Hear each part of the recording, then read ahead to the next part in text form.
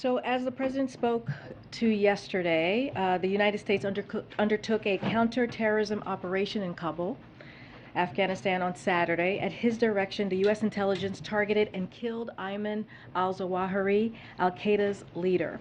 We know you have questions about this today, and so we wanted to make sure that we had John Kirby come back. He's going to talk about the specifics of that operation and the extension also of Truce in Yemen, which is incredibly important, and any other foreign policy news of the day. With that, I give you John Kirby, National Security Council Coordinator for Strategic Communications.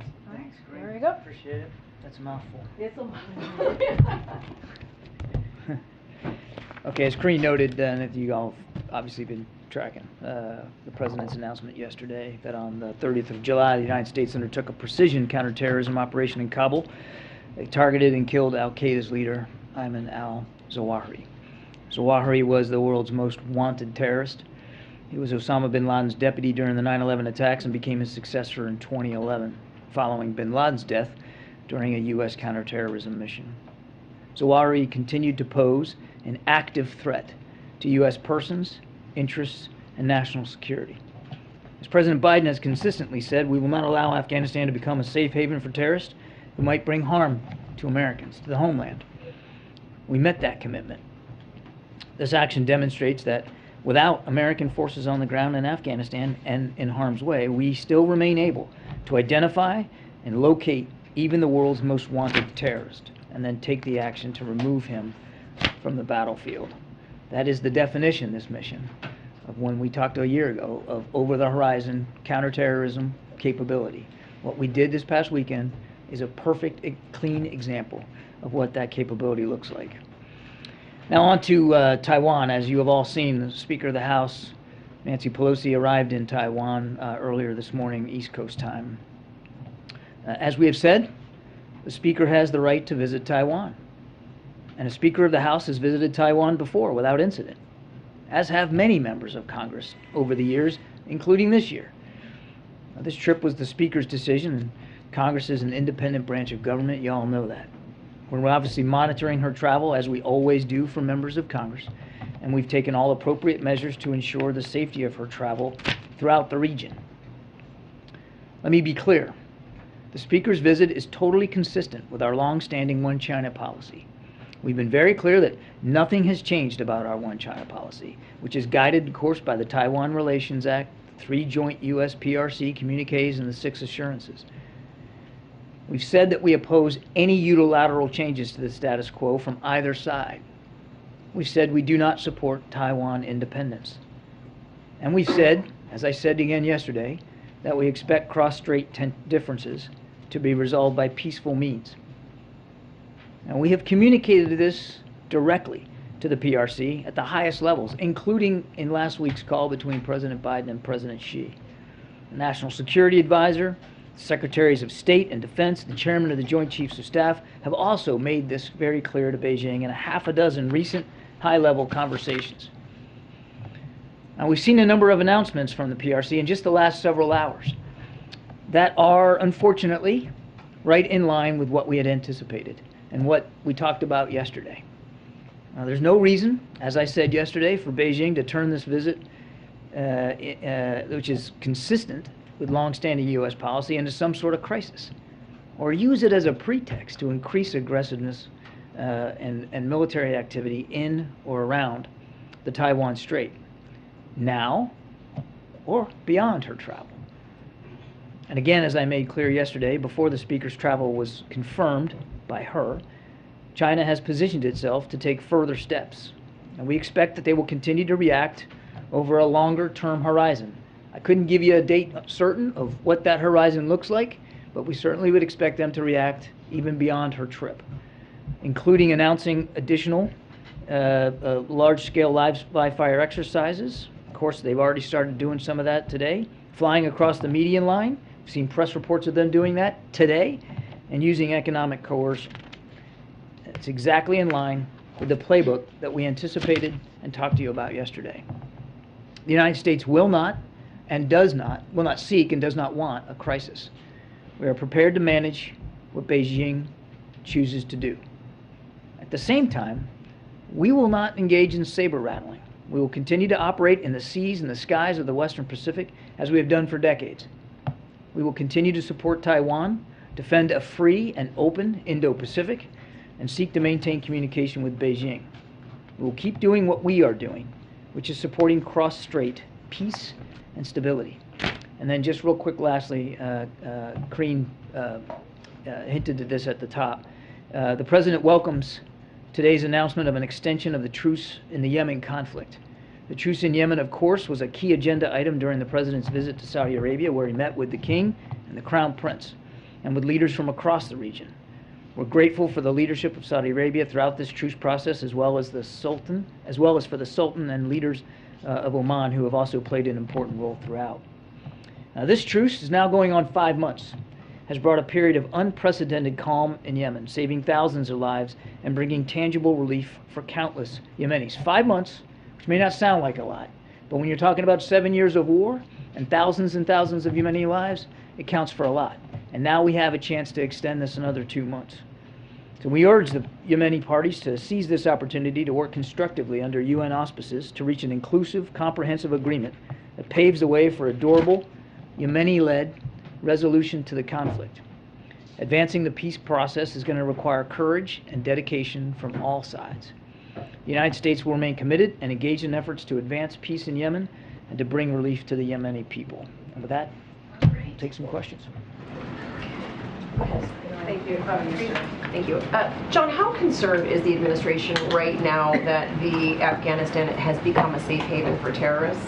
I think if you were to ask some members of al-Qaeda, ask them how safe they feel in Afghanistan right now. I think we proved to a fare thee well this weekend that it isn't a safe haven, and it isn't going to be going forward. What will the repercussions be for the Taliban harboring al-Zawahiri? I'm not going to telegraph moves and decisions that we might make. I'm certainly not going to get ahead of anything at this point.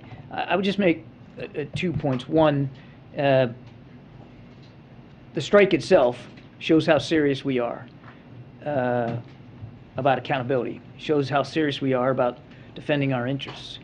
And we're going to maintain, as I said at the outset, we're going to maintain this over-the-horizon capability. In fact, I'd go so far as to say we're going to continue to try to improve that capability going forward. And number two, we've communicated very directly with Taliban leaders our views of their willingness at some level, of course, to harbor Zawahiri and his family. And we have made it clear that not we believe, not we think, not we suppose, but we know that that's a violation of the Doha Agreement. So obviously, John, just to follow up on that, clearly this shows accountability for Zawahiri and for al-Qaeda, wherever they are, as you got him in Afghanistan, but it doesn't show accountability for what the Secretary of State described as a gross violation of the Doha Agreement. So can you commit that there will be some act to demonstrate that they will be held accountable in some way? And how do you do that without it looking like, yep, we'll just take out one by one, you can keep allowing more in? Well, again, I'm not going to telegraph punches that haven't been thrown yet, or decisions that haven't been made yet. We're going to stay vigilant to the threat. We've made it clear to the Taliban that we know what they did, and we know who they harbored, and we know some of the steps they tried to take after the strike to cover up the evidence of it. So we're mindful of it. But I'm not going to get ahead of decisions, policy decisions that haven't been made. I mean,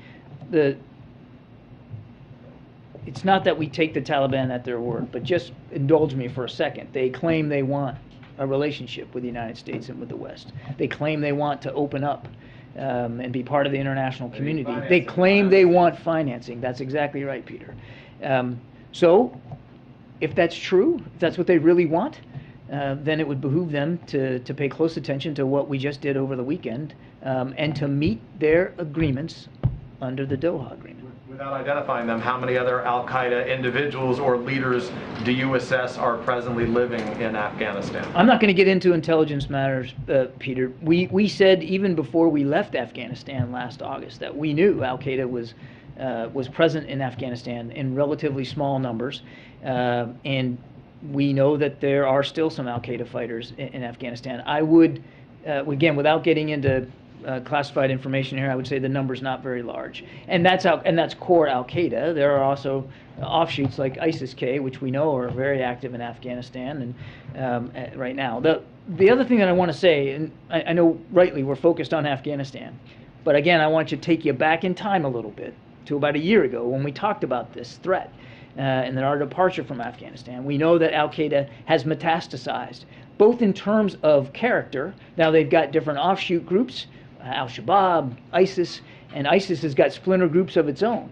But they've also metastasized geographically. They're not focused as much in a presence in Afghanistan. They're in North Africa. They're in the Sahel. They're throughout the Middle East. And they're in Yemen. So, I mean, there are other counterterrorism threats in other parts of the world. We're going to stay focused on them all. I get that we're focused on Afghanistan right now, but we're not taking our eye off the rest of the world either. John, something you just said is not consistent with what we were told last year. You're saying that you've always known there was a small number of al-Qaeda in Afghanistan. President Biden said, what interest do we have in Afghanistan at this point with al-Qaeda gone? Yeah, I mean, in a major way, al-Qaeda was not playing no, wait, let me finish. They weren't playing a major role in operations or resourcing or planning in Afghanistan. But Peter, I know specifically because I was at a different podium a year ago, and we talked about the fact that Al-Qaeda had a presence in Afghanistan, but small and not incredibly powerful or potent. And I think, again, without getting into numbers, we would still assess that to be the case. So we know that the Taliban was harboring the world's most wanted terrorist. You guys gave a whole country to a bunch of people that are on the FBI most wanted list. What did you think was going to happen?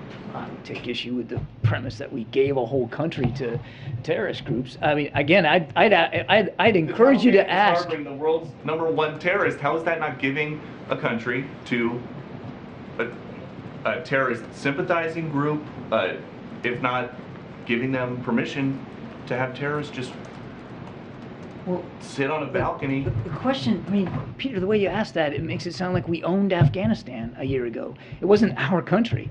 It was an independent sovereign state. And the president made a bold decision to end a war that had been going on for 20 years because he believed then, and still believes now, that our national security interests are best met by meeting the threats of today, not the threats of 2001. And I don't want to relitigate the whole war here, but obviously no one anticipated the Ghani government to fall as fast as it did. But we said at the time that as we depart Afghanistan, we're going to keep vigilant. We're going to stay ready, and we're not going to let Afghanistan become a safe haven for terrorists who threaten our homeland. And this past weekend, we proved that case precisely. But so now that you know that the Taliban is not living up to the part of the deal that they made with the U.S. to not let Afghanistan be a place that terrorists feel like they can be safe, what are you going to do about it? Well, that gets to Peter's question. I'm not going to telegraph decisions that haven't been made or policy initiatives one way or the other. I would just say for some spectacular terrorist attack in the U.S. to then say, oh, well, there's terrorists. If we and were, a safe Peter, haven in Afghanistan, now we can go get them. If we were, Peter, then we wouldn't have taken the hit on Saturday, the strike that we took on Mr. Zawahiri, if we were just waiting. This isn't about waiting. It's about watching. And we watched very closely, and we acted on what we learned. And I would go so far as to say not only the American people are safer as a result of President Biden's decision, but the rest of the world is safer. Does that mean that the threat from al-Qaeda is over? No, of course it's not. Now, they'll have to make some decisions here, and we'll watch that too. And if we discern a threat to the American homeland again from them or any other terrorist group, the president will reserve the right to take that action again. We're going to go around. Thank you. John, now that House Speaker is actually in Taiwan, can you give us a sense of President Biden's thoughts on the matter? Does he support that? And then secondly, what kind of lines of communication, if any, are ongoing today between the two governments? Well, I mean, you have the Speaker of the House that's in Taipei right now. Of course, she's going to be meeting with government leaders. We have stayed in touch with our Taiwan counterparts, of course, and we've stayed in touch with Speaker Pelosi's staff as she has progressed through this trip. Just to clarify, I meant with Beijing. I don't have any specific conversations with PRC leaders to speak to today, but we, as you know, we have an ambassador there, we have an embassy. I mean, we are in routine communication with leaders in Beijing, but I refer you to the State Department for anything that they might or might not have communicated. And then about President Biden, does he Look, support I this? said this yesterday. The president, as a former senator, fully respects the right and the prerogative, frankly, the responsibility of members of Congress to include the Speaker of the House to travel overseas. But that's a different question, or that's a different response than does he support her going? He respects the Speaker's decision to travel to Taiwan. Yeah, Courtney in the back. Thanks. I wanted to ask about Ukraine, specifically the refugee situation. The president had committed to accepting 100,000 refugees from Ukraine, and I know that whole idea is that they would stay here temporarily for 2 years. Is the expectation that, or is that still the U.S. view that they should be here for 2 years, or would the president consider extending that, given that the war is ongoing and you don't know when people may or may not be able to return home? I don't have any policy changes to speak to today, so I mean, I can happily take that question or refer you to the State Department, but I don't know of any changes to the essential decision by the president to provide a place for Ukrainian refugees to come, even if it is just temporarily. I mean, what we've seen over the course of now almost 6 months of war is that a lot of Ukrainians who left in the early weeks are going back for various reasons. And in the early weeks of the war, we were seeing families cross the border, and then either the mom or the dad or both would drop the kids off with somebody and go right back in. So there's a strong desire by Ukrainians to be in their homeland, to be in their country, and we respect that. Would you have to ask Congress for the ability for them to stay longer? I won't get ahead of policy decisions that haven't been made yet. I mean, our commitment to supporting Ukraine has not changed. There's been no change to the president's commitment in this regard in terms of welcoming refugees, but I just don't have any changes for you today. Thank you. Mr. Kirby, al-Zawahiri killed more than 200 people in Tanzania and in Kenya in 1998. And right now, even though the U.S. compensated U.S. citizens who were victims of those bombings, the people in Kenya and Tanzania, they've received nothing. What message do you have for them now that you've killed? Yeah, I'd say the same thing I told Mr. Ducey here, that this is not just a good day for the United States of America, it's a good day for the world. Yeah, but I'm saying that the families of the victims of those bombings were not compensated by the U.S. What message do you have? I don't have any compensation policies here to speak to. Again, Mr. Zawahiri's death is good for everybody around the world. He was a killer, and it's a good thing that he's no longer walking the face of the earth.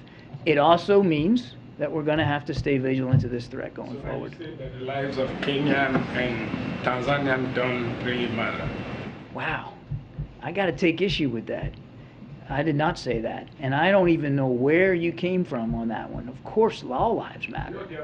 I didn't say that. I didn't say that, sir. And I really, really take exception to the tone and the implication in that question. Of course, their lives matter. Every life matters, particularly a life taken so violently as by the hands of a terrorist. If those lives didn't matter, sir, we wouldn't have taken the action that we took this weekend. And if those lives didn't matter, sir, we wouldn't be staying vigilant to the threat going forward, which we will do. John, on Taiwan? Two Nancy's. Oh my gosh. But all the Nancy's. Nancy squared.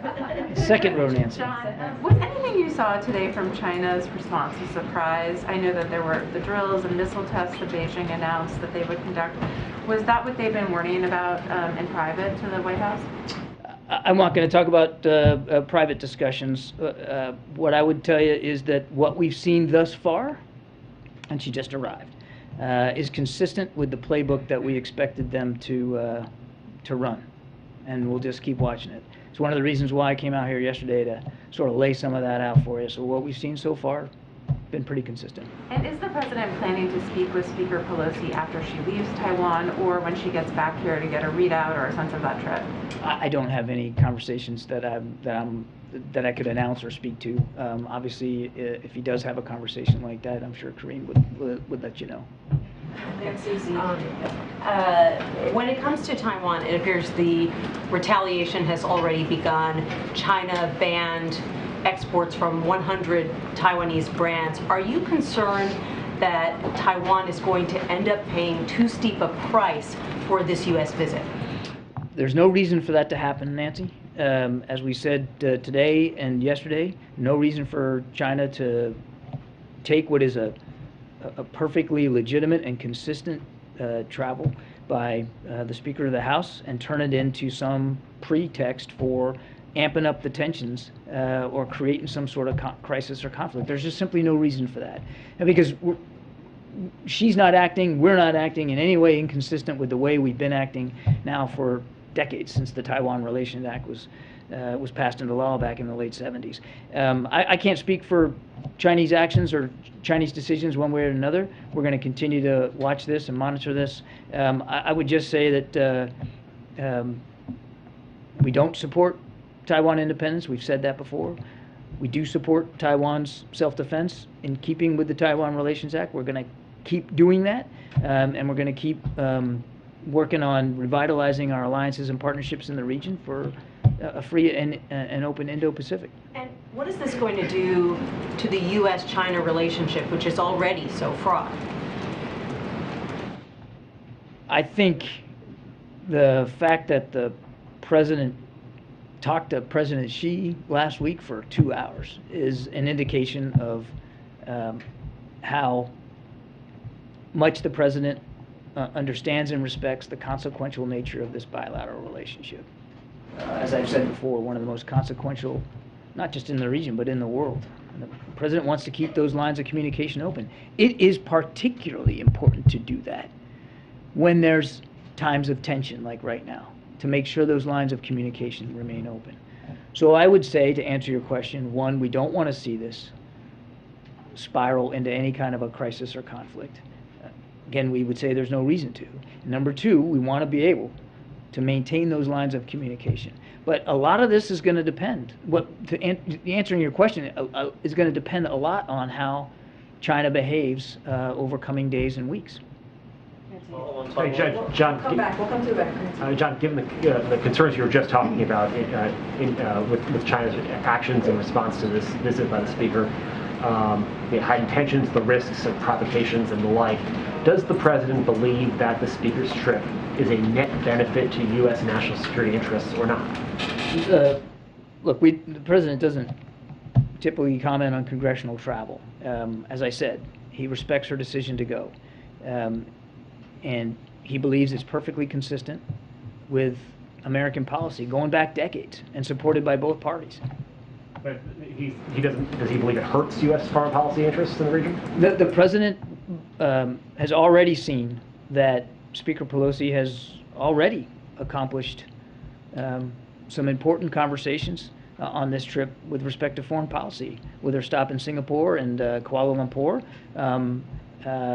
And then, she's already announced she's moving on to Japan and South Korea, two of our treaty allies in the Pacific. So he welcomes her conversations. He welcomes her contributions to American foreign policy and our foreign policy objectives overseas. But, the trip's not even over yet. So I think we ought to give the Speaker a chance to talk about what she did, what she learned, and what she took away from this trip when she gets back. And then just back to the al-Zawahiri strike. You mentioned that you weren't going to telegraph the punches before they were thrown, but has the President decided that the Taliban should pay a price, or has he not decided that they should pay a price for harboring al-Qaeda? I'm not going to get ahead of the President on this. I think the Taliban already has paid a price, just in terms of the now very public acknowledgement that they were harboring Zawahiri and his family. And that the United States did exactly what the President promised we would do. Now, beyond that, I'm just not going to get ahead of the President or any decisions he might or might not make. The Taliban have a choice now. Well, they always did, but they certainly have a new choice. And that is they can comply with their agreement under the Doha agreement, comply with their commitments under the Doha agreement, or they can choose to keep going down a different path. And if they go down a different path, it's going to lead to consequences, not just from the United States, but from the international community. This is a this is a group that says they want to govern, that they want legitimacy, that they want financing, that they want international support. And if that's true, then one would hope that they would behave in a manner consistent with those goals. Harboring Mr. Zawahiri and his family, and being willing to allow them to live in downtown Kabul, and then to try to cover up the fact that they were, seems inconsistent with those goals. Jeremy, then we're going back to you. I have a question on Taiwan, but first on Zawahiri. Was Siraj Haqqani aware that Zawahiri was in Kabul? There were senior members of the Haqqani network that were aware. I'm not going to go any further than that. Okay, so you won't say if Siraj Haqqani himself was aware? I'm not going to go any further. You've held up this strike as a vindication of the U.S.'s over-the-horizon capabilities, but what makes you confident that you can maintain that capability and that this wasn't simply a one-off? I mean, to my knowledge, this is the first and only counterterrorism strike the U.S. has conducted since the withdrawal from Afghanistan. It's the first and only over-the-horizon counterterrorism strike we conducted in Afghanistan. That's what I'm sorry. Since, but you remember we also killed Haji Abdullah in Syria using an over-the-horizon capability. So what gives me confidence is coming from a place of understanding myself from previous assignments, what our capabilities are in the region. And they're robust. We said that at the time. We've heard Secretary Austin say there's not a scrap of the earth that the United States can't touch if we need to. And that's true. And since last year, Jeremy, we have worked hard to try to improve those capabilities. Now, I'm not going to get into the details of how we're doing that right now, but we have. We've worked hard to make them more robust. And the process of improvement doesn't have a shelf life. There's no deadline on that. You constantly try to improve military capabilities, and particularly one in this realm. So, I mean, we can expect al-Qaeda is probably going to behave a little differently now. So we're going to have to be mindful of that. So we're always going to be working to get better at it. And are you going to limit those efforts to targeting only the highest of value targets in Afghanistan? The president, I think, laid it out very clearly back then and then yesterday, that we're going to make sure that Afghanistan cannot become a safe haven for terrorists who want to attack or are plotting to attack the United States of America and our interests. And then very quickly on Taiwan, what is the U.S. doing to prepare for any further Chinese action, and particularly any military repercussions for Taiwan from China? Are we seeing any force posture changes in the region, and anything else that the U.S. is doing to help Taiwan? I think you can understand I'm not going to talk about force posture or military movements one way or the other. Maybe we're a different podium. yeah, nice try. No, I'm not going to do that. We take our security commitments in the region broadly very, very seriously. We have robust military capability, obviously available to meet those commitments. We're going to watch what happens here as closely as we can. The only thing that I will say, as I said at the top, is that we're going to make sure that Speaker Pelosi's trip, the whole trip, is safe and secure for her. Thank you. As you mentioned, we're seeing some pretty provocative stuff, unfortunately, from China, whether that's canceling food exports or planned military exercises. I'm wondering, given these developments, does the White House believe that it would have been better that news of Speaker Pelosi's proposed trip had not leaked last month? Would it have been better if this remained secret until she was on the ground? Look, it's hard to speak to leaks in this town and what effect they. I mean, you're asking me to sort of go back in time and sort of disprove a negative here. Look, the leak was certainly unfortunate. Wherever it came from, it was unfortunate because the speaker, as we have said, Karine has said, and I have said, should be able to talk to her travel in her own terms. And you know, when she landed, she announced she was there. And then one more very quickly. House Republicans are already moving forward with legislation that they plan on proposing it that would create a sort of lend-lease program for Taiwan. Is this an overreaction? Is this something that perhaps heightens tensions at a moment when they should be mellowed? I won't speak to Congress and their motivations or whoever, and I'm certainly not going to talk about proposed legislation. I would tell you that It's time to wake up. I would tell you that there's been long-standing bipartisan support since the late 70s for the Taiwan Relations Act, both sides of the aisle, and that remains today. And we take our obligations under that act very seriously, which provides for a way, a method of assisting Taiwan with their self-defense. And so through I can't speculate about where this proposed legislation is going to go, and I'm certainly not going to offer an administration policy statement on it since it's simply proposed.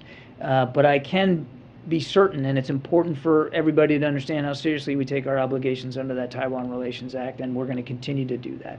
I mean, even just under President Biden, we've provided $1 billion worth of defense articles under the Taiwan Relations Act. So it's a serious commitment. Thank you, sir. Thank you. Thank you, John. Sebastian. So 2 questions, please. Can you confirm Chinese media reports that the U.S. ambassador in Beijing was summoned by the government and it was in the middle of the night? That's the Global Times is reporting that. We know that Ambassador Burns has had discussions with his Chinese interlocutors, but I'd refer you to the State Department in terms of being summoned in the middle of the night. Okay. And the other one, there was an interesting nugget in the middle of a latest Thomas Friedman column, which was ostensibly all about Taiwan, but he then mentions Ukraine, and there was an intriguing couple of paragraphs in there where he's supposedly quoting people from inside the administration telling him that, I can't remember the exact words, but it was essentially that there's less trust in Volodymyr Zelensky than is being reported, and that there's actually, I've got it right here, there is deep mistrust between the White House and President Volodymyr Zelensky. I'm only asking you because Thomas Friedman is obviously somebody who's read widely and supposedly has, contact with people inside the White House. So yeah, the President has spoken many times to his admiration for President Zelensky's leadership and courage in this time of war. He has obviously spoken to President Zelensky personally many times, and he knows, understands the stress that President Zelensky and all the Ukrainian people are under, and that's why he has remained very committed to continuing to support Ukraine in their fight against Russian aggression. He has privately and publicly expressed that respect for President Zelensky and for the challenges that he and his fellow citizens are facing. John, in an effort to advance the public's understanding of what happened in the al-Zawahiri operation, can you explain that the Hellfire missiles apparently have these blades? Can you explain how operationally that worked, and to avoid civilian casualties, what the capabilities of those missiles are and how it all played out?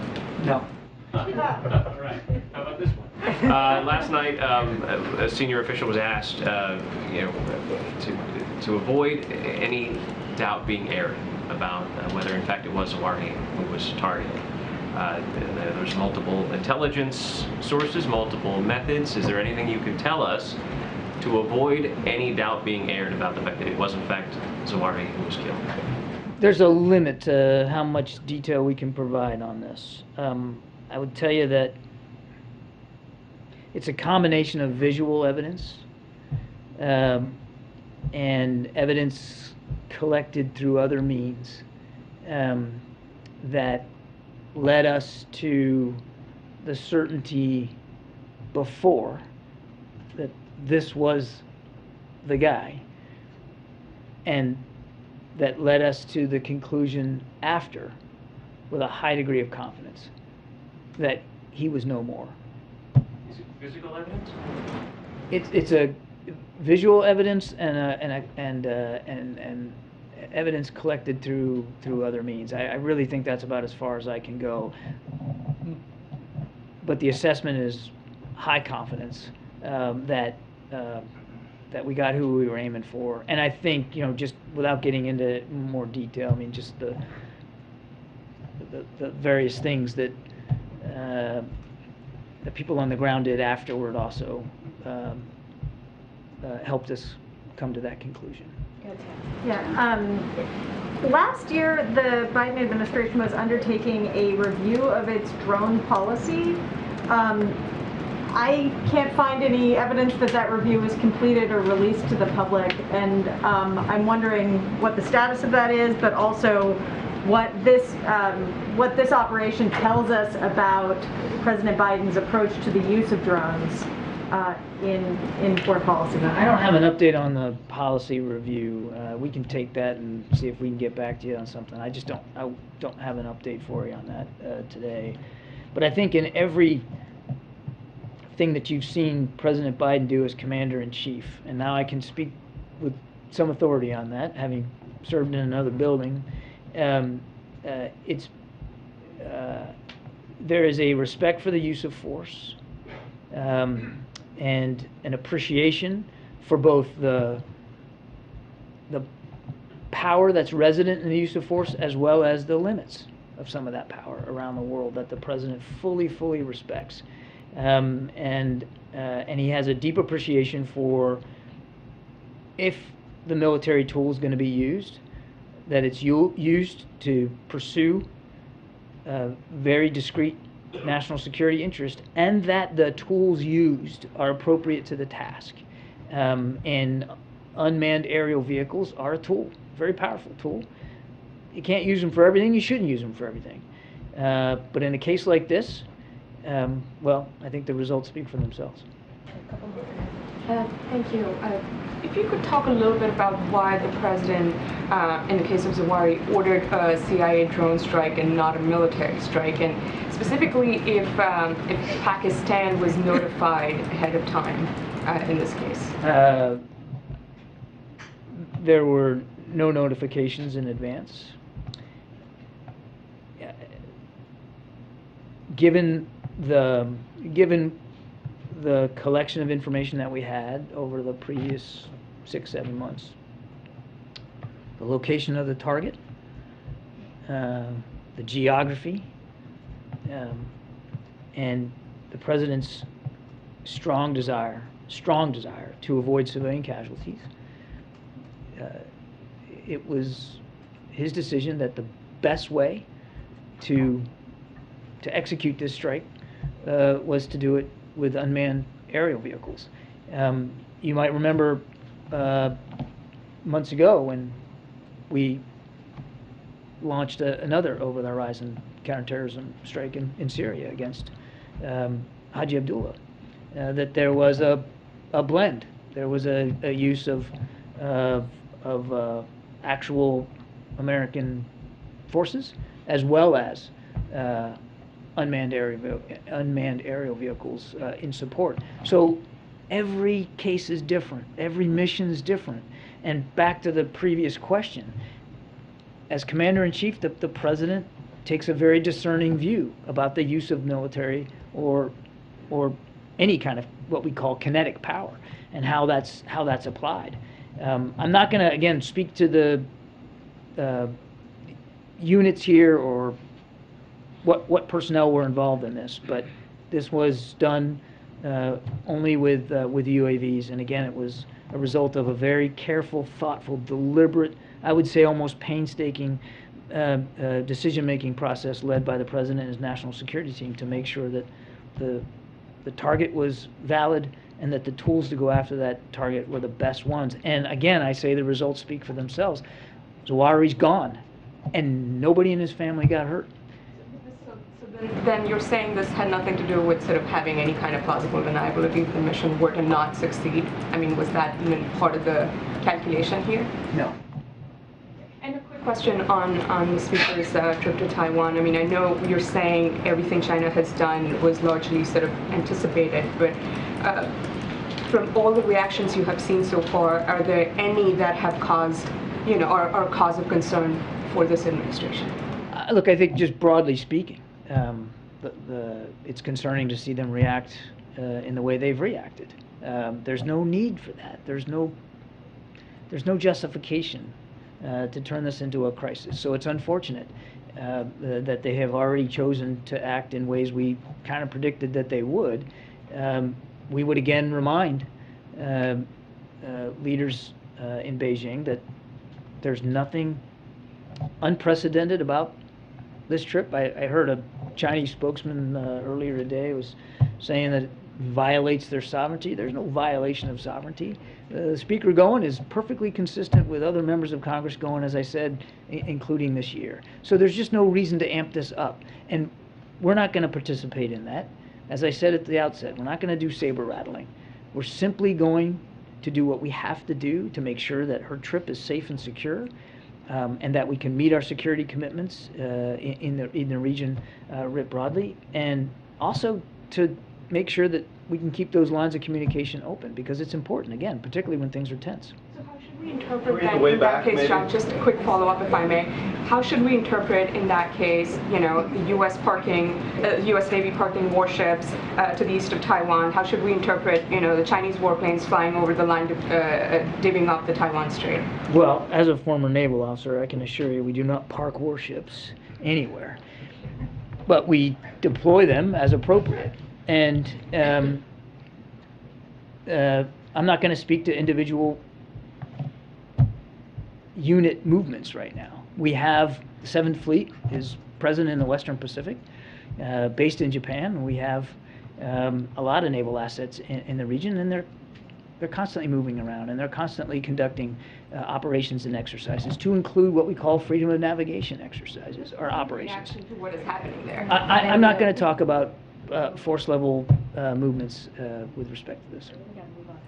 James, are you ready? Oh, my goodness. Okay. Thank you. The floor is yours. Thank you. Admiral, one on Taiwan, if you would, and one on the Middle East very quickly. You keep telling us that U.S. policy hasn't changed and that the United States does not support an independent Taiwan. And yet, if we look at what Speaker Pelosi tweeted from the ground in Taiwan, her post actually states, quote, "America stands with Taiwan." We all know that Taiwan harbors ambitions toward independence. When the Speaker of the House says, "We stand with Taiwan, America stands with Taiwan," how can the Chinese construe that as anything else but that you're supporting independence? I'll let the Speaker speak for herself. All I can tell you, James, is what I told you yesterday. And I'm happy to repeat it. Nothing has changed about our adherence to the One China policy. Nothing has changed about our stance on Taiwan independence, which is that we do not support Taiwan independence. And nothing has changed, James, about our commitments and how seriously we take those commitments under the Taiwan Relations Act. Everything is consistent, James. I can't say that any more clearly. So when she says America stands with Taiwan, is she misstating administration policy? You should talk to Speaker Pelosi about her comments. I'm not going to parse. I'm not saying that, James. I'm not going to speak for Speaker Pelosi. That's beyond my writ. I can speak for the administration when it comes to national security policy, and nothing has changed about our policy. On the Middle East, very quickly, is the Iranian Revolutionary Guard Corps presently engaged in the conduct or support of terror activity? I think I know where this is getting. You don't have to know. No, I think I know where you're getting with this. Look, I think the president's been very, very clear. Is it yes or no? Are they or are they not conducting or supporting terror activity? The Iranian state is a state supporter of terrorism, and they support terrorist networks throughout the region. And when asked if he would be willing to lift the FTO designation of the IRGC as a function of the negotiations with Iran over the nuclear deal, the president said no. But are you able to say that IRGC supports terror operations? I think I've answered James, the question. We're moving on. We're going to do 3, you, and then... Which ones? Okay. We're going to do... You know who you're pointing at. I do not. I am so sorry. Then we're going to go to Ed, and then we're going to end with Okay. How about me? Okay, Brittany Griner's trial in Russia resumed earlier today, and a sentencing is expected potentially by the end of the week. Considering the fact that Russia made that counter offer that the U.S. said was not a serious offer, how confident is the U.S. that they will take such an offer for a prisoner swap? And if they do not, has the administration already talked about other plans of action to bring her home? Obviously, we're not going to negotiate this thing in public, and I do appreciate the question, but we've made a serious proposal, made a serious offer, and we urge the Russians to take that offer because it was done with sincerity, and we know we can back it up. But I don't think it's helpful for Paul or for Brittany, for us from the podium to get into a back and forth with the Russians over what the negotiations might or might not look like going forward. Bottom line is, we want to see Brittany and Paul come home to their families where they belong, and the president takes that responsibility seriously, and so seriously, in fact, that an offer has been made, a proposal has been put forth to affect that outcome, and we urge the Russians to take it. And one follow-up, I spoke to Reverend William Barber of the Poor People's Campaign, and he said something that Reverend Al Sharpton has said, that a group of diverse religious leaders would like to take a delegation trip to Russia if such negotiations do not work, to bring Brittany home, to make some type of moral, compassionate, humanitarian, compelling argument to bring her home. Would the U.S. support a delegation trip if your negotiations were unsuccessful? Yeah, I don't want to speculate on a hypothetical here. I would just tell you that we are working hard, government to government, to get Paul and Brittany home. So much so that we did put forth a very serious proposal, and I think I'm just going to leave it there. Good, Ed. I want to ask you about oil. So I saw that the State Department approved a potential sale for Patriot missiles to Saudi Arabia. The trip last month from the president between the king and the prince happened. So tomorrow OPEC decides to increase production or not. How confident are you that the Saudis will push OPEC to increase production? I won't get ahead of the Saudis or OPEC. I think you can understand I wouldn't speak to that. We had good discussions with them on the president's trip to include productive discussions on energy security. But look, this is a decision that that OPEC has to make, and I wouldn't want to get ahead of that. Regardless. But do you expect the Saudis to, I mean, you know, we're giving them weapons now. We have the meeting between the king and the president. Do you expect them to help Yeah, us the out? question kind of presupposes there's some sort of a quid pro quo here, and that's just not the case. We provide defense articles like Patriots, sell those to Saudi Arabia because they have a legitimate need for air defense. In fact, one of the things they discussed on this trip was the potential or possibility for some sort of integrated air and missile defense throughout the region, and the Patriot batteries would contribute to that.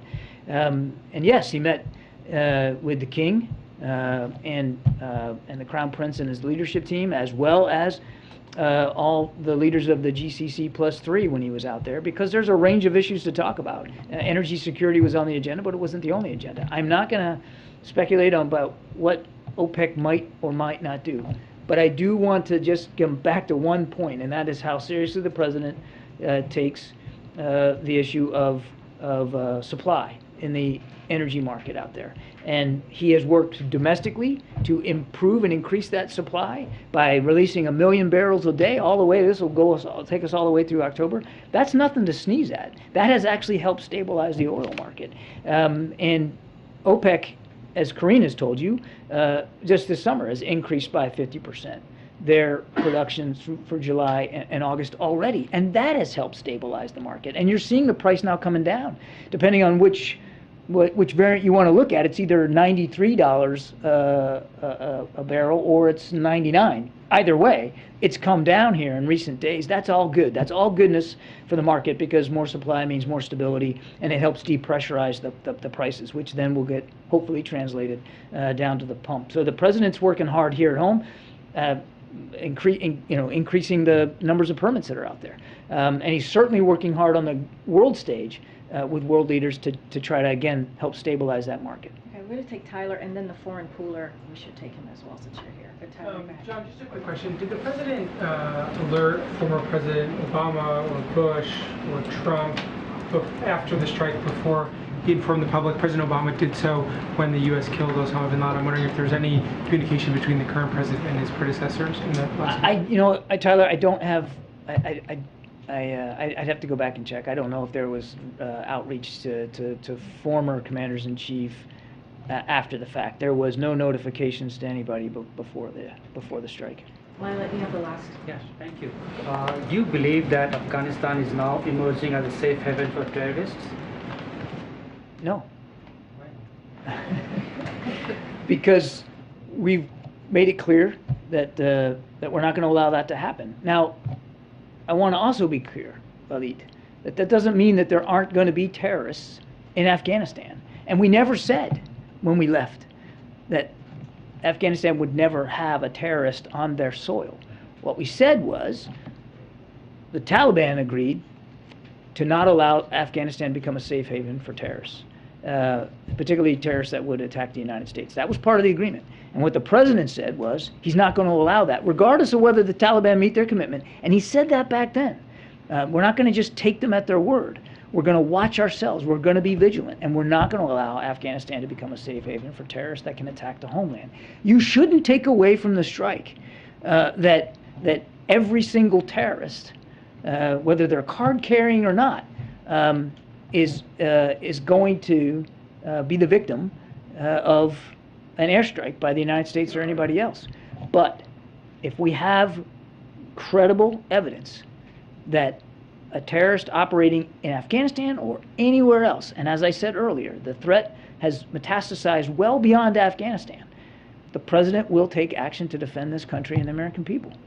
Secondly, to what extent the Chinese actions last 1 week is impacting peace and stability in the neighborhood? I'm sorry, can you say that? To what extent the Chinese actions is impacting the peace and stability in the Indo-Pacific region? Well, it's certainly not helping. These actions that they've taken in just the last hours and days, certainly not helping to increase stability and security. And again, as I said in my opening statement, we're invested in that peace and security and that stability. And we're not going to be saber-rattling. We're not going to do anything to increase the tensions. We'd like to see the tensions come down. We'd like to see the lines of communication with Beijing stay open. And again, we reiterate, there's no reason, just no justification whatsoever for the tensions to amp up any more than they already are. Okay? Thanks, everybody. Thank you. Thanks for the time. Really appreciate it. Thank you. Thanks, guys. Thanks for the time, John. Appreciate it. Okay. Now for the boring part of the news. Okay, so today HHS released a new report showing that the lowest number of Americans in history are uninsured. Today, just 8%. This progress did not happen by accident. More than 35 million Americans are enrolled in Affordable Care Act related coverage. The highest total on record. That includes 21 million people who are enrolled in ACA's expansion of Medicaid, and 5 million more people have gained health insurance coverage since the beginning of the Biden-Harris administration, in large part because of the improvements to the ACA in the American Rescue Plan. In order to keep this progress moving forward, Congress should pass the Inflation Reduction Act, which will lock in an average of $800 per year savings in health insurance premiums for 13 million Americans and prevent 3 million Americans from becoming uninsured. Today, President Biden, as you all saw for yourselves earlier, joined Governor Gretchen Whitmer, members of the Michigan congressional delegation, and business and labor leaders to mark the signing of the governor's executive direction to implement the CHIPS and Science Act of 2022. This is just the first example of the federal-state partnership that will launch across the country as states leverage its once-in-a-century investment in their own states to bring in new projects and to create the project jobs. We will have, I know folks are wondering and asking, but we will have an announcement on the official signing of CHIPS and Science Act soon, which will lower the cost, as you all know, you've all heard us say, everyday goods, creating high-paying manufacturing jobs across the country, and strengthen our national security and U.S. leadership in the industries of the future. Lastly, a growing body, I'm sure you all saw, of economic experts have analyzed the Inflation Reduction Act and agree that it will lower cost, reduce inflation, and address a range of important and long-standing economic challenges. 126 leading economists, including 7 Nobel Prize winners, former Treasury secretaries, and a CBO director, and former CEA chairs wrote to Congress this morning endorsing the Inflation Reduction Act and calling for its passage. They wrote that these investments, and I quote, will fight inflation and lower costs for American families while setting the stage for strong and stable and broadly shared long-term economic growth, end quote. They note this package will, again, I quote, quickly and noticeably bring down healthcare costs for families and would be more than fully paid for, end quote. They also underline that the revenue raised to finance these investments would come exclusively from wealthy individuals and corporations. These are major priorities for the American people, including tax fairness, closing the tax loophole, as you heard us say, and where the president and congressional Democrats have a verified plan to fight inflation, congressional Republicans, on the other hand, are standing against these investments because they are more about protecting tax welfare for those who game the system than they do about curbing inflation. They are screaming bloody murder because this bill repeals sweetheart deals that let hedge fund managers pay for less income tax than the average American, or stop multi-billion-dollar corporations from exploiting loopholes to pay literally nothing, or stops shielding wealthy tax cheats taking advantage of everyone in this room. As you all know, this year, congressional Republican like Rick Scott proposing raising taxes on about 100 million middle-class Americans. 100 million middle-class Americans. Americans have a clear choice between these agendas and the values behind them.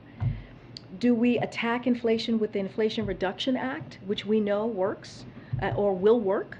Or do we extend the pain of inflation like congressional Republicans are arguing for because they think it's more important to let the wealthiest Americans and big corporations take advantage than all of us, and then to cut costs for the middle class? That's what we're left here. Those are the choices that we have to make. Okay, with that, Zeke? Thanks, Vin. I'm getting word from your staff. You might have a bit of a hard out in that 15, 20 minutes or so. Yep. But there's 2 questions on the drone strike in Afghanistan, following up on some of John's answers earlier. Does the president believe that the strike against al-Zawahiri disrupted an active plot against the United States? And also, is the president, has he been briefed on any threats to U.S. interests at home or abroad, in potential retaliation for taking out al-Qaeda's top leader?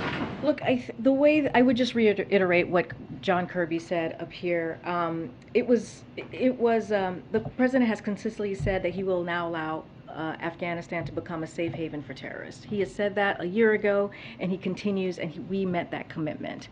And what I will say is that we showed that without American forces on the ground in Afghanistan and in harm's way, we remain able to identify and locate even the world's most wanted terrorist and then take action to remove him from the battlefield. And that's what we did. That's what the president talked about yesterday, and that's the action that we took on Saturday. I'm not going to go into any intelligence previewing or hypotheticals or anything like that. All I can say is we took action. This is an operation, a counter-terrorism operation, a precise counter-terrorism operation that we took in Kabul, Afghanistan, as you know, on Saturday. And this is something that the president has said we would be able to have the capabilities of doing that over horizon approach, and that's what the president was able to do.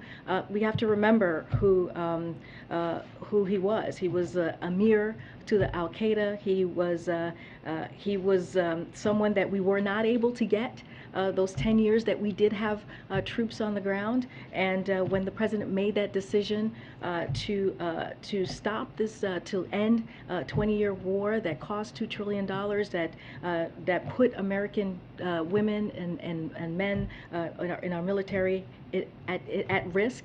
When he decided to do that, less than a year, we were able to get him. And so that's what matters. I can't get into any specific intelligence from here. And then the president obviously is still isolating with COVID in the residence. He was while this strike took place, and also when he authorized the strike last week. Can you provide a little bit of color in terms of how he was briefed on it? How the strike authorization was given? This is all taking place over Zoom or secure video conference. Could it be a situation where? So as you know, the president could be president anywhere, and as you know, also as you just mentioned, he's isolating in the White House residence, as he has been since he tested most recently from a rebound positive on Saturday, and so he's able to do these types of conversation with his national security team, clearly through secured lines, and that's what he was able to do. We have laid out the best that we can, right, to share with all of you the steps that were taken to make this decision. I believe it was July 25th where he actually gave the authorization to move forward. This has been weeks and months in discussion with his national security team, leaders from his national security team, to have this conversation. And as we all know, on July 20th, 10 minutes or so before the 10 p.m. hour, the action was taken that the directive that the president gave. Again, the president can work from anywhere, including the White House residence. That is always the case, and he has been doing the job for the American people 8 plus 10 hours a day, as he has said to me many times during his isolation. Just quickly, Green, the DOJ filed a lawsuit against Idaho for its near total abortion ban, saying that it violates federal law. I mean, does the White House have a comment on that? And is the president aware? Does he have any thoughts on this lawsuit? So just a couple of things that I do want to say on that, because I know that this just happened. So the administration, President Biden, remains committed to defending reproductive rights. The Department of Justice, as you just stated today, sued the state of Idaho, whose abortion ban, set to go into effect later this month, imposes a near total ban on abortion and criminalizes doctors who provide abortions. Idaho's law and its treatment of women is devastating, it's extreme, and threatens lives, period.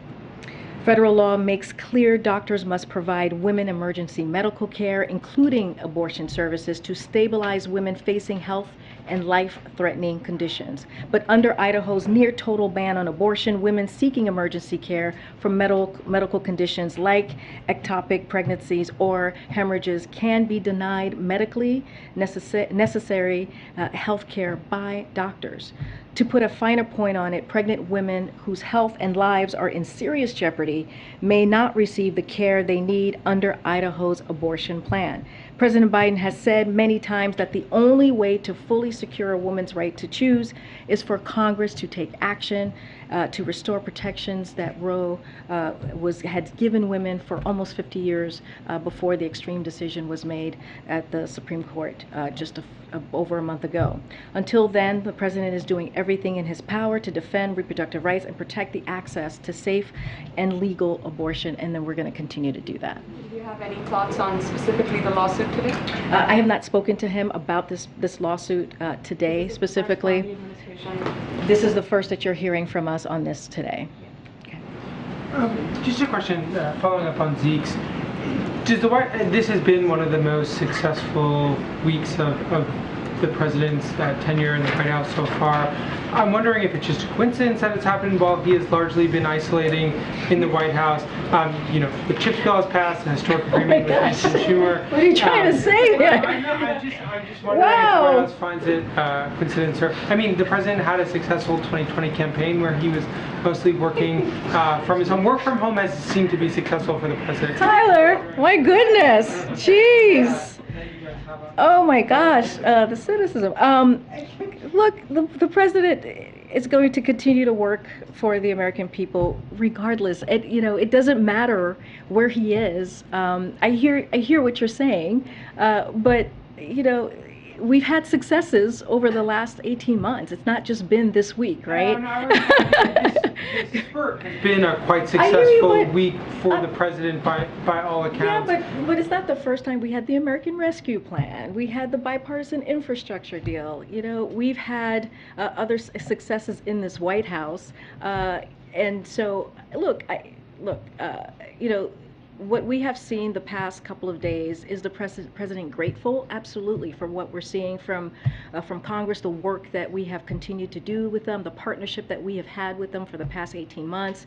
And, you know, when you look at the Inflation Reduction Act, that's something that we have been working so hard for, that talking about during the campaign, that is like a down payment from what he was talking about from 2019, that we're now seeing moving forward, and we are grateful for that, you know, and so we're going to the CHIPS Act, as you just mentioned. He did an event with the governor of Michigan, and that's going to be something that we'll see more on, those type of events with state local officials.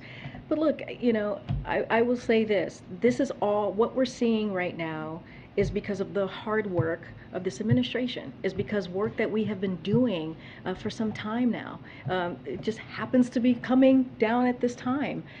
But I wouldn't put it all together in one week or two. I'm just saying this is the work that we have been working towards. This is the hard work of this president. This is the hard work of this administration to continue to do the business of the American people. And he's still been working. I know, and I'm not he's still been working. working. It's just at a time when, for the first time, when he has been forced by his medical diagnosis to stay in the residence. There's been a string of successes. I'm getting the sense that you're saying it's just a coincidence that the timing is aligned, but I don't want to put words in your mouth. Tyler, my goodness. I just think it's an interesting phenomenon that we've seen across a range of his priorities. They've all kind of come together. I think we should just be really thrilled and really excited that we're getting work done for the American people, and I think that's what matters at the end of the day. Go ahead, Tam. Just a couple of quick infectious disease questions. First about, well, monkeypox and the president's COVID. First on the president's COVID, I think you may have answered this before, but I'm a little confused about when he would come out of isolation. Is it 5 days? Does he need to test negative twice? So I believe we answered this when we sent out a pool note on Saturday. I hope no one wants that to be stuck forever. Some of us here have had COVID. You want to get out, and you're ready. When you're ready to go, you're ready to go. We sent a pool note out. We're going to follow CDC guidance on that. I believe it's 5 days of isolation, and then clearly with the test, a negative test. We're going to continue to share with all of you what his personal physician is sharing with us on his condition. You guys got an update on he's doing fine, he's doing well, and he's ready to just continue to work, but work in person and not from the White House residence. So that's going to continue. And then the other question is about monkeypox. The access to vaccines and treatments has been pretty uneven at this point, with patients and their doctors kind of muddling through and trying to figure it out. And we're wondering what the new monkeypox response coordinators will be able to do to improve this situation, or what they're being tasked with. So they were both lead, Mr. Fenton and Dr. Dasakalakis will lead the federal response to the monkeypox virus, as you just mentioned. They're going to be coordinating efforts with HHS, DHS, and other federal agency and teams. This is not the first time, clearly, that we have done this. We have, you guys got to know Dr. Jha for a couple of days with me up here at the podium during the president's first bout with COVID. And so we've done this before, and so this is not new. Each federal agency will continue to play an important role in the response. The monkeypox response effort will be the best able to coordinate across the federal entities, listen to the needs of communities, and ensure timely follow-up.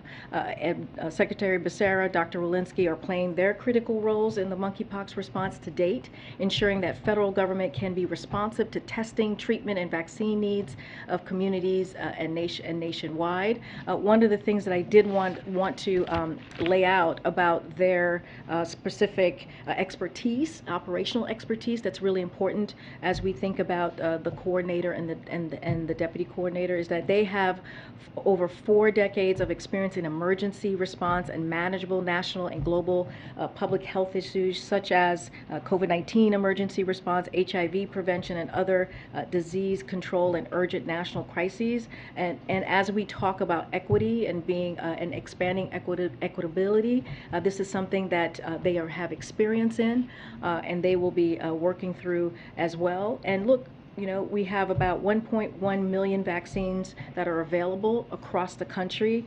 We are procuring another 5.5 million doses. And so this is what we're ramping up, working on, having a comprehensive response to monkeypox. Another thing that we need to do and that we're doing is making sure that we have the testing out there. I talked about yesterday how we have the capacity of we've met the testing capacity of 80,000 tests around across the country, and outreach. So those are the things that we will continue to do. We always know there's more work to be done. And so one of the reasons that we had made sure that we announced the coordinator for monkeypox. Okay. Thanks, Green. On the Inflation Reduction Act, is the primary aim of this legislation to reduce inflation or to fight climate change and reform the prescription drug pricing system? I think all of it. I don't think it's, I think we, you know, one of the things that the president has talked about, you've heard us talk about, is one of his economic priority is to lower costs, which is fight inflation. We see it in the name, Inflation Reduction Act, and we have heard, I just listed out 126 economists who agree with us that is going to lower inflation, and which is incredibly important. But we can't forget the historic investment to climate change, right? To fight the climate crisis, which is something that the president has been doing from day one. He's taken bold actions. He wants to make sure that we lower those energy costs for families, all connected. I think they're all connected. You think about the pharmaceutical drugs. This is also historic, as many you know, Democrats, including this president, has been fighting for a very long time to make sure that Medicare can indeed be able to negotiate and lower costs for our seniors. So I wouldn't pull anything out. I think this is together is going to lower cost for families, and if you think about the deficit, bringing down the deficit, adding another $300 billion to the $1.67 trillion that we saw last year, that's going to help as well fight inflation and lower costs. It is called the Inflation Reduction Act, and it seems that the most favorable interpretation from economists, including those that the White House has cited, is that this legislation will help bring down inflation in the long term, perhaps later this decade. But there's near universal agreement that this is going to do very little to actually bring down inflation in the near term, which seems to be when Americans would be looking for an Inflation Reduction Act to actually address inflation. You know, look, that is something that we disagree with, right? We think that this is going to have some effect for American families when you think about negotiating with Medicare, and so that it could lower cost for your grandparents, for people who are senior in your household that you're trying to help, and make sure that they're able to get that funding or those funds or pay for those chronic medicine. That matters. And so that is really important as well. There's going to be rebates for families so that they're able, as it relates to energy costs, that's going to matter as well. Those are huge. Those are incredibly big for families just across the board, especially in the middle class. And you know, you think about congressional Republicans and their plan, it's the complete opposite. They are not interested in lowering costs. If they were, this is it. This is the bill that exists in the House right now, in Congress, I should say, in the Senate at the moment, that could do that. And they don't want to jump on board to help us lower costs for families. But do you have any evidence that this is going to lower inflation in the short term? Look, I just listed out 126 top economists who said that it's going to do that. I have They didn't say in the short term, they just said general. Well, I'm just saying that it is a step forward, We do believe that if you lower cost for Americans, that matters. That is incredibly important because when you think about inflation, right, you think about how it's increasing prices. Right?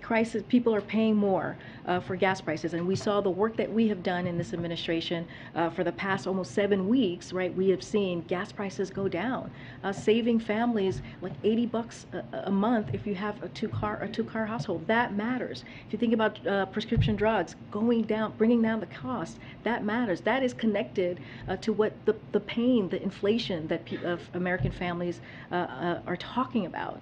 And when you talk about lowering the deficit, this is what this will do. That matters as well. And so, you know, we believe it is, if you look at the name of the legislation, Inflation Reduction Act, it's going to do that. We have support of economists who say it's going to do that as well. And so we are grateful for this piece of legislation, and you know, we hope it gets to the president's desk as soon as possible. On Saudi Arabia, the State Department today approved the sale of these 300 Patriot missiles. It was announced the same day as the extension of this truce in Yemen. Were those two things connected? I don't have anything to share on that. I'm going to move on, though. Go ahead. We heard John Kirby say today that the threat from al-Qaeda is not over, but can you talk about how big of an operational impact on al-Qaeda this strike on the Zawahiri will have? I'm not going to go beyond to what John Kirby said today. Hey, Corinne. Yeah, so on the Inflation Reduction Act, so there's a corporate tax increase to a minimum of 15%. How confident is the president that the companies will not pass that cost on to people in the form of higher prices? Look, the reason why we talk about we think the global minimum tax of 15 is, or the minimum tax, the corporate minimum tax of 15 is so important, is because you have 55 companies, corporate companies right now, who pay absolutely nothing, who pay $0, and by doing this, we are fixing the tax loophole. It is important to do that. It is important to have a fairer tax system, and it is important to just for people to pay their fair share. We're talking about tens of billions of dollars of profit that we are seeing these companies bring in, and not paying a cent, not paying anything for it. I cannot speak to your question that you're asking me. I cannot speak to that. What I can speak is to this legislation and why it's so important, and why we need to get it done. And there should be bipartisan support for this legislation. There should be. When you think about Medicare, when you think about energy costs, when you think about the deficit, lowering that deficit, continuing to do that, and just making sure the tax code is fair. It's like people are paying their taxes. There's nothing here that we should be against. We should be supporting this legislation and delivering for middle-class families. Go ahead. Thank you. Later this month, India will be celebrating 75th Independence Day. It's the world's largest democracy. It has done a lot in the last 75 years. As the president of the world's oldest democracy, does the president have a message to the people of India or the Indian Americans as well? So we congratulate the people of India on 75 years of independence. India's nonviolent freedom struggle was an inspiration to the world, and we hope that the next 75 years see India continue to prosper. This year, the United States and India also celebrate 75 years of diplomatic relations. As the world's oldest democracy and the world's largest democracy, respectively, we will continue to work together every day to deliver opportunity, security, freedom, and dignity to our peoples. We are partners in many important areas, including defense, vaccines, climate, tech, and our ever-growing people-to-people connections. The United States will continue to work with India to advance a free and open Indo-Pacific and address the challenges both our countries face around the world. All right. Okay. Anything? All right. Thank you, guys. Thank you.